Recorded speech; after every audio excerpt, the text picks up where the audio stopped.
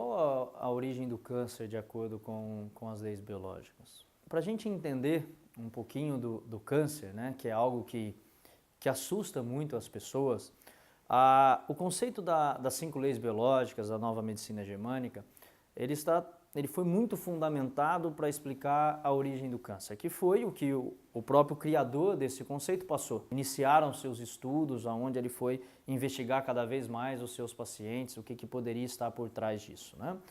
Para a gente compreender o câncer, eu faço sempre uma analogia com a fábrica. É o modelo que eu gosto de explicar para as pessoas, para elas poderem entender o que é esse mecanismo. Nós temos 2 fisiologias que comandam o nosso corpo. A fisiologia que nós vamos chamar de normal, que é a nossa fisiologia do dia a dia, que é a fisiologia da normotonia, que é quando tudo está bem, tudo está em equilíbrio, não existe problema nenhum. É o funcionamento normal do seu coração, a frequência cardíaca, é a sua frequência respiratória, tudo bem. Então, nessa fisiologia, não existe a chamada doença, porque você tem um equilíbrio completo do seu corpo físico, da sua parte psíquica, já está tudo bem.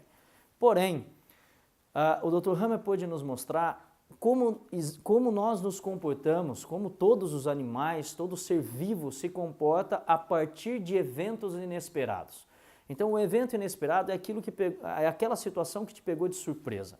A partir desse momento, o seu corpo que trabalhava numa fisiologia normal, ele faz uma transição e começa a se comportar numa fisiologia especial.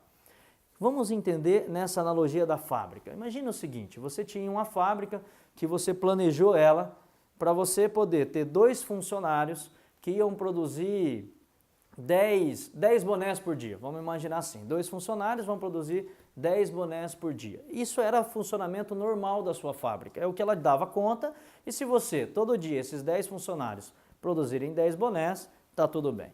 Porém, em determinado momento, você tem uma demanda maior, você precisa produzir mais. Alguém ligou e falou, olha, eu preciso de 20 bonés.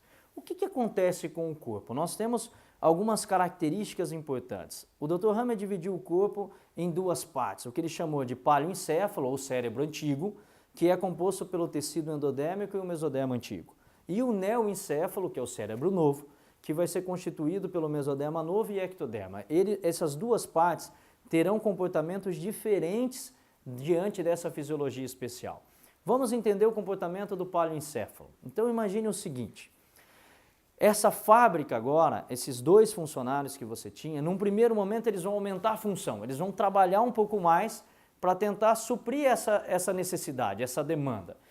Um exemplo de uma parte do corpo que faz isso, a glândula mamária, que produz leite, então ela vai ter que produzir mais leite para poder nutrir melhor o filhote. Você pode ter isso numa parte do estômago, que produz o suco gástrico, que vai produzir mais suco gástrico para poder digerir melhor. Você tem uma parte do fígado que vai trabalhar mais para poder metabolizar mais. Então, isso é uma característica biológica de alguns órgãos. Eles vão aumentar as glândulas, por exemplo, a glândula tireoide vai liberar mais hormônio tireoidiano para você poder agir mais rapidamente no seu dia a dia. Então, são todos processos biológicos naturais. Então, aquela fábrica, ela aumenta a função. Porém, quando você assume esse comportamento, se você não mais retornar, essa fábrica ela vai continuar trabalhando nessa hiperperformance. O que vai acontecer? Naturalmente, você vai ter que contratar mais funcionários. Isso para o nosso corpo, aquelas 2 células que existiam, agora elas vão se multiplicar. Elas vão se desdobrar em mais, vão dividir e agora você vai ter 4. Então você começa com essas 4 células, vamos lá para a fábrica, entender isso daí. Agora 4 funcionários produzem 20 bonés. E você, de novo, entra num equilíbrio. Nós chamamos isso de um balanço, você está estável. Esse tumor, não necessariamente, ele precisa continuar crescendo. Então o corpo fica estacionado. É aquele paciente que descobriu um tumor, mas ele nem aumenta e nem diminui. Porém, se você continua esse comportamento dessa fisiologia e você todo dia precisa de mais e mais e mais e mais e mais, essa fábrica vai continuar crescendo. Então novas células vão vir. Então a fisiologia do câncer para o paleoencéfalo seria isso. As células começam a se dividir com o objetivo de manter essa hiperfunção. Então o que nós enxergamos é que o câncer ele não é um mal, ele não é uma mutação genética, ele não é um problema, ele não é maligno, ele nada mais é do que um aumento da função. É uma ideia de você colocar mais tecido ali, mais células, para manter essa hiperperformance. E isso foi visto pela medicina como câncer, foi rotulado pela medicina como câncer. Então isso seria a fase ativa, tá? Se você, eventualmente, voltar a funcionar naquela sua origem, da forma que você foi constituído inicialmente para comportar na fisiologia normal, você pode entrar numa fase de cura, numa fase de reparação.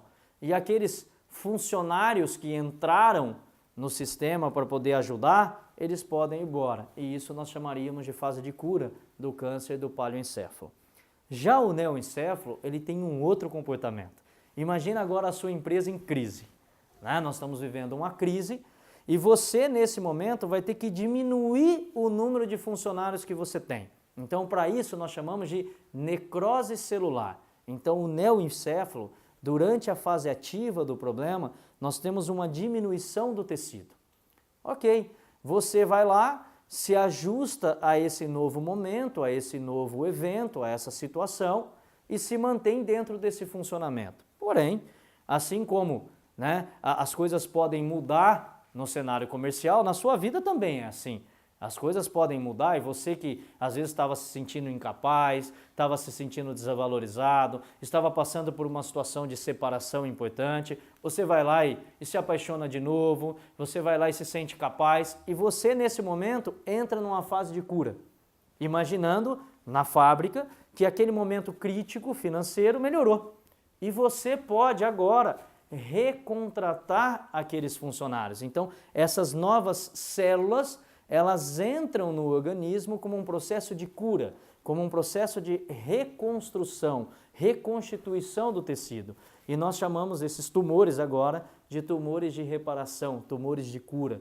E quando um médico, quando uma pessoa que faz uma análise de uma biópsia, ela olha essas células agora tentando, né, reconstruir essas células jovens, lógico que essa pessoa que analisa não tem essa visão biológica, ela simplesmente enxerga essas células e também classifica como câncer. Então, o câncer, ele surge em dois momentos importantes. Ele surge na fase ativa, com o objetivo de aumentar a função, ou ele surge na fase de cura, como um propósito de tentar restabelecer todo aquele tecido que foi necrosado durante a fase ativa.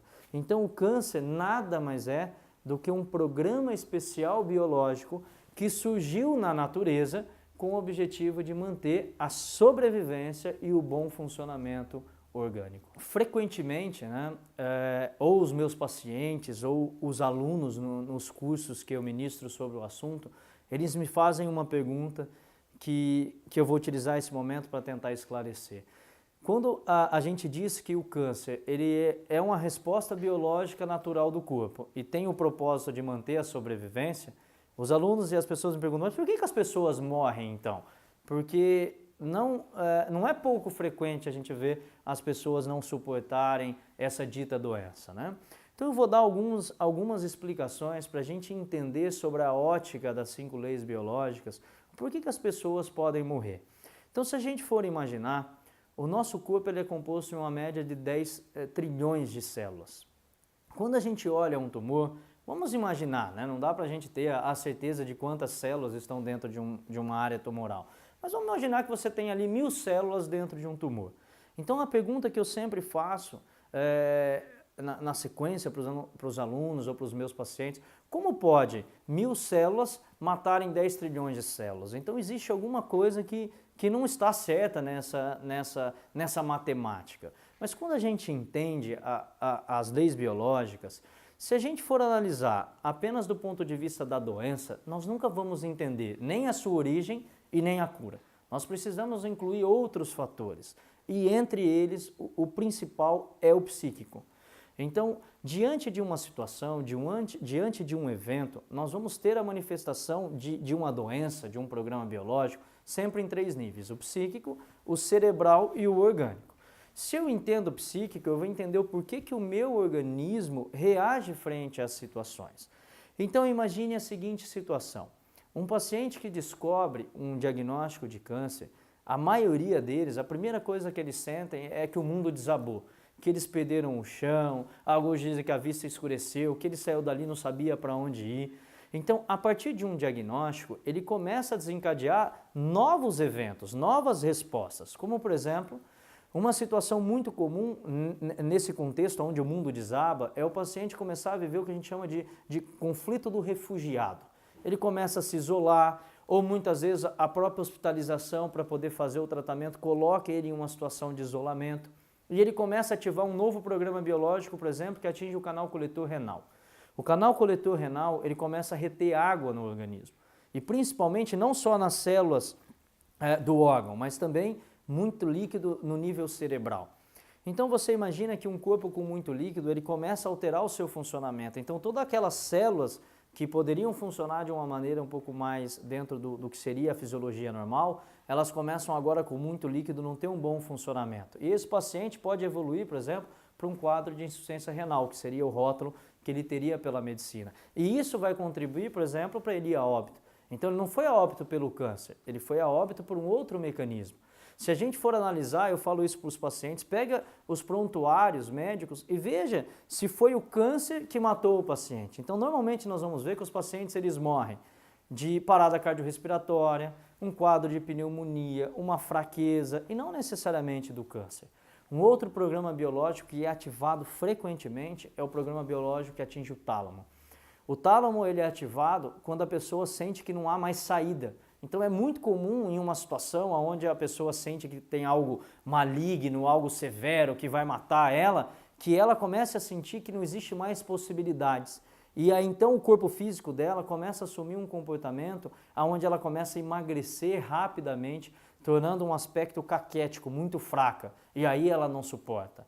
Então, o que fez com que a pessoa pudesse ir a óbito não foi o câncer, foi sim esse programa biológico, que pode levar ela, por exemplo, a um quadro de coma, e a partir desse coma ela evolui para uma não possibilidade de sobreviver. Outra coisa muito importante que a gente vê, se a gente coloca o fator psíquico, a gente entende que essa pessoa agora psiquicamente tomada, totalmente perturbada por todo esse diagnóstico, por todo esse rótulo, ela começa a enfraquecer todas aquelas outras células, né, os 10 trilhões, que poderiam ajudar ela a se manter melhor, agora ela fica cada vez mais fraca. E então, enquanto a gente ficar olhando para a doença e não para a pessoa, nós não vamos entender o porquê que uns se curam e outros vão a óbito. Outra coisa muito importante é que o alimento ele é o combustível da pessoa. Então, muitas vezes um paciente que está sendo submetido a um tratamento, uma quimioterapia, uma radioterapia, ele sai do seu tratamento, ele chega em casa, às vezes ele não tem o que comer, ele mesmo vai ter que fazer, aquela senhora vai ter que fazer a sua própria comida, ela não aguenta nem com o cheiro de um tempero. Então, o que o paciente faz? Ele quer comer o mais rápido, o industrializado, ele consome um refrigerante, que é um açúcar rápido, ele come o pão francês, ou seja, ele começa a não ter nutriente o suficiente para poder manter todo aquele processo biológico.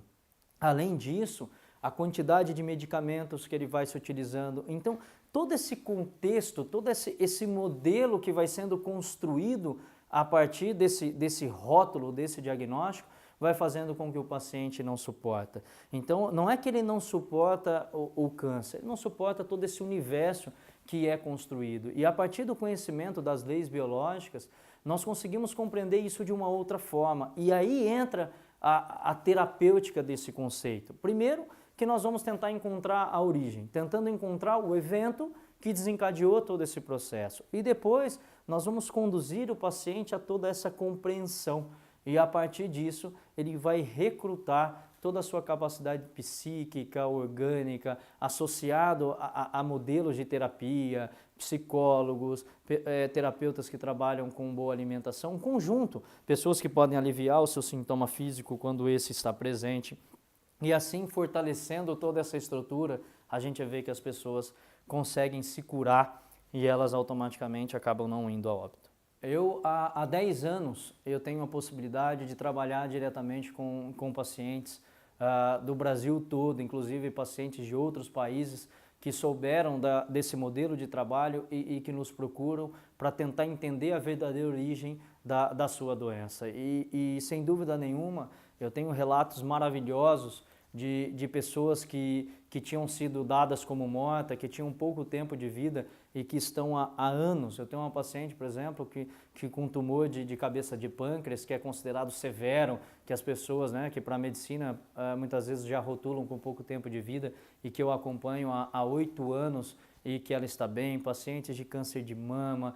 Então, quando a pessoa compreende e tira da cabeça esse rótulo de que é maligno, de que vai matar, ela consegue conviver com isso. Então, muitas vezes a pessoa ela busca aquela ideia de que ela tem que curar, porque ela tem embutido dentro de um padrão de crença, que é uma crença limitante, que ou vem com a pessoa, a gente fala que já está embutido no inconsciente coletivo, né? Aquela situação que já colocaram de que essa doença mata, e essa pessoa vivendo com esse rótulo, ela não consegue suportar. Então a gente, quando trabalha tentando transformar esse padrão dessa crença, tentando dar uma nova forma para essa pessoa poder enxergar todo esse processo, muitos pacientes no final entendem que eles não têm a necessidade de se curar, que dá para ele conviver com esse processo tranquilamente, sem ameaça, sem medo, sem ter que mudar a sua rotina de vida. E também, muitas vezes, através da compreensão, essa pessoa ela muda o comportamento e ela se vê curada. Então, a gente tem pessoas que se mantêm vivas